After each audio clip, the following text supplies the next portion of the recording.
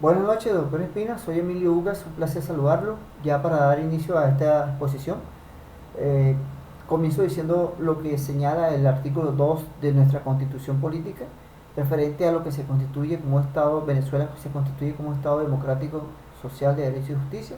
Atendiendo a este concepto, eh, puedo decir que la concepción de Estado presume que el Estado está al servicio de los ciudadanos, es garante del bien común y tiene como valores rectores la justicia social y la dignidad humana. Que el Estado social de derecho y justicia consagrado en el texto constitucional está conformado por valores inspirados en la libertad, propiedad, seguridad jurídica, para cuyo desarrollo pleno necesita de la intervención del Estado. Respondiendo a la noción deontológica del Estado, la cual destaca el elemento que define el carácter finalista en su concepción, la realización del bien común. Este, este, este, este concepto no lo podemos ver de una manera aislada.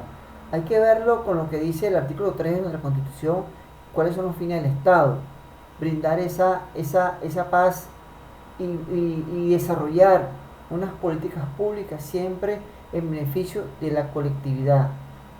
¿Sí? Entonces, de manera en lo económico, en lo político, en lo social, en lo laboral, en lo cultural. Ok. Entonces, la cadena interpretativa a este concepto es de alta relevancia para el desarrollo y entendimiento de la plena democracia. Por ejemplo, puedo citar las palabras de García en el término de lo que se entiende por justicia.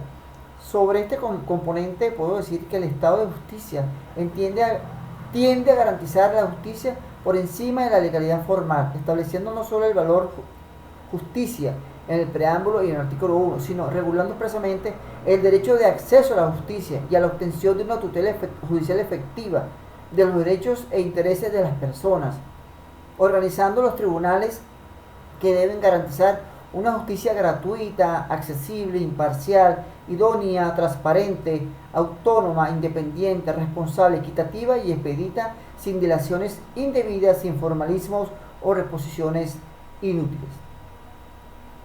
En este contexto, el acceso a la justicia puede ser entendido como la posibilidad de toda persona, independiente de su condición económica o de otra naturaleza. En este mismo sentido, encuentro la ponencia del doctor Carlos Escarrá, cuando fue en la sentencia de la Sala Político-Administrativa, que dice, abro paréntesis, como se observa, existe un paradigma en cuanto a los valores y principios constitucionales que se vinculan a la justicia como hecho social, político y democrático. Esta nueva concepción de Estado de justicia trae consigo no tan solo una transformación orgánica del sistema judicial, sino también un cambio en la razón de cada ciudadano y especialmente el juez. Debe tener como el fin de lograr que la justicia más que un bálsamo frente a las heridas de la sociedad. En cuanto a la justiciabilidad de los derechos frente a un Estado democrático social de derecho y justicia, una visión panorámica, frente a este punto el autor se cuestiona las siguientes preguntas. ¿Qué está haciendo el Estado venezolano para atender la desigualdad social, económica y propiciar la seguridad jurídica frente a las violaciones de los derechos de la sociedad civil venezolana? ¿Están los poderes públicos haciendo los mejores esfuerzos para garantizar el nivel de vida de los venezolanos? ¿Cuáles son las políticas públicas que garanticen los fines del Estado, según lo indicado en el artículo 3 de nuestra Constitución?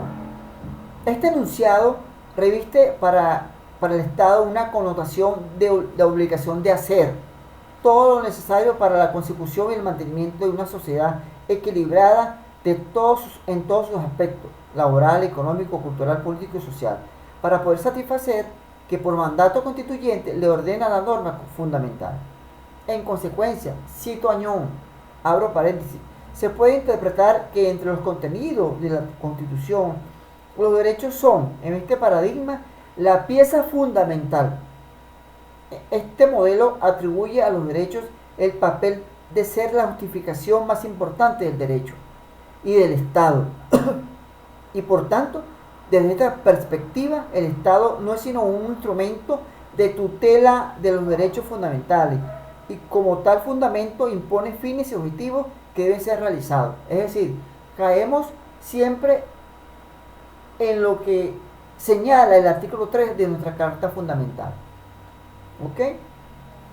Para responder a estas interrogantes, el investigador puede afirmar que el Estado Social de Derecho y de Justicia debe ser entendido como la regulación del Estado por el derecho, quedando de esta forma subordinado al orden jurídico preestablecido, sino que se debe garantizar de esa normatividad jurídica, cuide de realizar la justicia social, de hacer que los derechos sociales, económicos y culturales no sean meros enunciados, sino en una realidad concreta, de pretender a una mejor distribución de la riqueza, de combatir a la miseria y la falta de empleo, vivienda, seguridad, salud, educación, entre otros servicios básicos esenciales para el grupo social. Esta formación está perfectamente encuadrada de lo que establece el artículo 3 de nuestra Carta Fundamental. Entonces, siguiendo desde esta perspectiva, el investigador sostiene que de acuerdo a la interpretación taxativa y extensiva del artículo en comento, que el Estado es responsable delante de una sociedad civil y debe procurar la existencia y ser garante de la satisfacción de las necesidades básicas para la vida digna, independientemente de las formas y modos de su relación con la economía.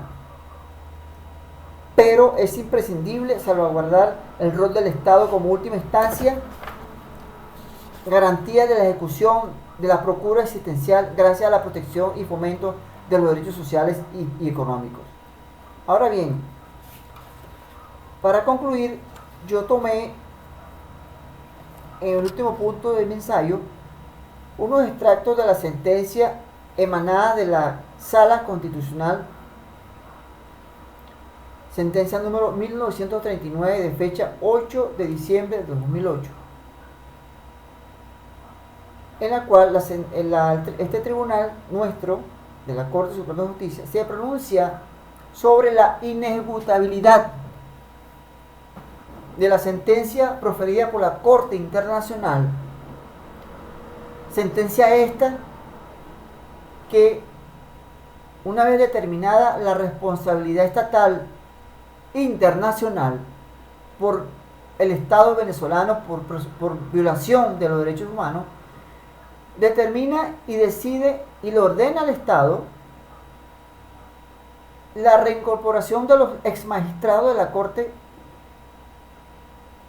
de la primera Corte Contencioso Administrativa, y unas indemnizaciones materiales por estos sucesos. De igual forma, tengo también en el ensayo o aquí en esta exposición una postura de un ex magistrado disidente, donde él no está de acuerdo de esta sentencia porque, primero, Venezuela como Estado, parte de la Convención de la CAP, firmó en aquel entonces este pacto, ¿sí? Y al firmar este pacto está dando por asentado y está de acuerdo y reconoce la competencia tanto de la Corte como de la Comisión. Entonces dice este magistrado que, atendiendo a los párrafos de la sentencia, dice que el preámbulo de la Convención Americana aclara que la protección internacional que de ella se deriva es coadyuvante. Esto lo sostiene la Sala Constitucional. Es coadyuvante o complementaria de la que ofrece el derecho interno de los Estados americanos. Es decir, que la Corte no puede pretender excluir o desconocer el ordenamiento constitucional interno, pues la Convención coadyuva o complementa el texto fundamental. En resumen, ¿qué es lo que critica o en contravía lo que dice la sentencia? Que la Sala, para fundamentar esta decisión y no darle curso a esta sentencia, sustenta su sentencia en base a los artículos de la Constitución, más las sentencias proferidas en la sentencia proferida por esta, en la sentencia número 177 de 2000 y 1265 de 2008, donde se sostiene el por qué no le da entrada a esa sentencia, y por otro lado toma como bastón la sentencia en el caso Castillo Petrucci versus Perú, donde la Corte Suprema de Justicia de peruana señala que la Corte, que pretender desconocer la Constitución Política del Perú y sujetarla a la Convención Americana, en la interpretación que los jueces de dicha Corte efectúan ad libitum en esa sentencia, que el fallo cuestionado dictado por el Tribunal Supremo adquirió fuerza juzgada, no pudiendo por lo tanto ser materia de un nuevo juzgamiento. Aquí no se está juzgando a nadie, aquí se está operó por estos exfuncionarios judiciales una demanda internacional, prosperó una vez terminado ese proceso judicial, donde las partes, tanto el Estado como los demandantes, oportunamente entregaron las pruebas que fundamentaron la pretensión, la demanda, y indudablemente se llegó a una conclusión. Entonces, y la Corte fundamentó su decisión en base a las pruebas, donde se determinó que efectivamente hay una violación de los derechos humanos.